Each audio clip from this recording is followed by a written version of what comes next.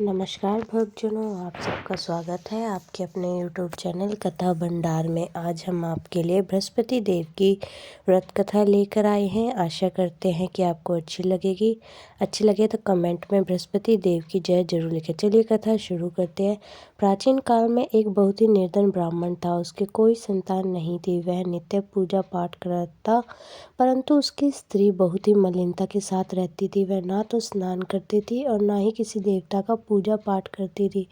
प्रातःकाल उठते ही सर्वप्रथम भोजन करती, बाद में कोई अन्य कार्य करती। ब्राह्मण देवता दुखी रहते थे। पत्नी को बहुत समझाया, किंतु उसका कोई असर नहीं निकला। भगवान की कृपा से एक समय उसे ब्राह्मण की पत्नी गर्भवती हुई। 10वें महीने एक सुंदर कन्या को जन्म दिया। निर्धन ब्राह्मण कन्या के जन्म से दुखी था। धीरे धीरे ब्राह्मण की कन्या बड़ी होने लगी। बचपन से ही उस कन्या की रुचि भगवान विष्णु की पूजा में थी। वह प्रातः उठते ही स्नान आदि करके भगवान विष्णु का पूजा करने मंदिर जाती।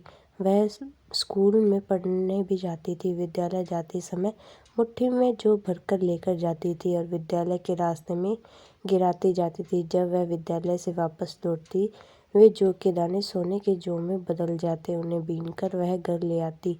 एक दिन वह कन्या जब सोने के जौ को साफ कर रही थी, तब उसकी माँ बोली, बेटी, सोने के जौ को साफ करने के लिए सोने का सूप भी तो होने चाहिए। अगले दिन बृहस्पतिवार था। कन्या ने बृहस्पति देव की से प्रार्थना की कि वह उसे सोने का सूप दे। फिर वह विद्यालय गई। विद्यालय से जब वह वापस लौटी तो उसे जौ के साथ सोने का सूप भी मिला। सूप को लेकर वह घर आई। घर आकर उन सोने के जौ को सूप में साफ कर रही थी, तभी वहां का राजकुमार भ्रमण करने आया। राजकुमारी की दृष्टि उस कन्या पर पड़ी और उस पर मोहित हो गया।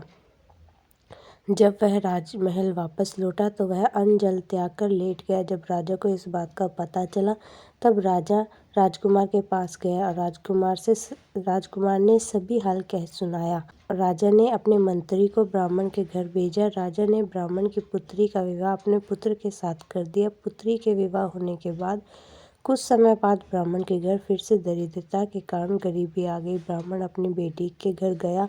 बेटी से अपना सारा हाल कह सुनाया। बेटी ने पिता को कुछ धन देकर वापस घर भेज दिया। ब्राह्मण के घर फिर कुछ दिन बाद खाने को दाना नहीं रहा। वह फिर अपनी बेटी के पास गया। बेटी ने कहा, पिताजी, आप कब तक ऐसे मांग कर गुजारा करोगे? क्यों ना आप ऐसा उपाय करते जिससे कि आपके घर में धन की बरकत और विष्णु भगवान आप पर प्रसन्न होकर धन की वृद्धि करे। ब्राह्मण बोला, बेटी, तू अपनी माँ को तो जानती है। बोली, आप माताजी को मेरे पास ले आओ। माताजी को उपाय बता दूंगी जिससे आपके घर में धन की वृद्धि होगी। ब्राह्मण अपनी पत्नी को लेकर बेटी के घर पर आ गया। बेटी ने अपनी माँ से कहा, आप सुबह उठकर भगवान विष्णु का पूजा पाठ करना और व्रत भी करना। परंतु उसकी माँ ने ऐसा नहीं किया। वह सुबह उठते ही अपनी बेटी की बची जूठन को खा लेती।